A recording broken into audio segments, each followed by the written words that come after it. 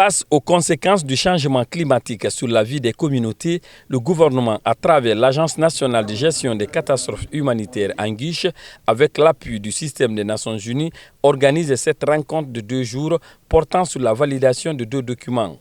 Il s'agit du rapport d'analyse de la vulnérabilité et des capacités et celui du plan national de préparation à la réponse aux urgences. L'objectif de l'atelier, c'est l'analyse et la validation de 2 documents de référence qui sont très importants dans le fonctionnement des urgences en Guinée. Le premier document, pour ces premiers jours, c'est l'analyse des vulnérabilités. Qu'est-ce que cela dirait?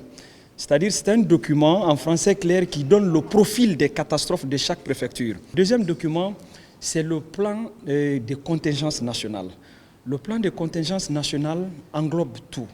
Un plan de contingence nationale est également un document de référence pour un pays qui donne le profil des événements du pays, qui donne les stratégies de réponse, qui donne également la période de réponse. La démarche vise à définir les capacités et les normes dans la vulgarisation de la stratégie de préparation à la réponse aux urgences. Une fois que ce schéma sera validé, ce plan sera mise en place et que l'agence va être en mesure de pouvoir dérouler tous ses moyens, notamment dans les différentes régions, qu'on puisse faire aussi le débat et le dialogue avec le processus de développement national. Puisque le nexus qui concerne l'urgence, il faudra la prévenir, la gérer durant et après gérer aussi l'après. Si l'agence produit les documents de politique qu'il faut, je ne trouverai pas d'objection qu'on puisse porter un plaidoyer au haut niveau auprès des institutions des Nations Unies afin que,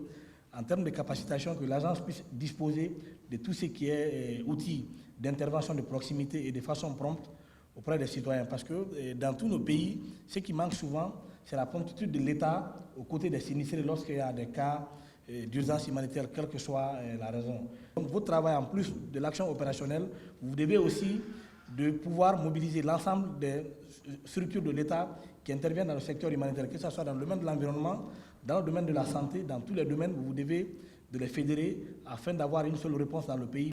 Outre les cadres de l'agence, la rencontre a connu la participation de représentants d'ONG et des organisations de la société civile évoluant dans le domaine. Objectif, harmoniser les points de vue pour une réponse plus efficace.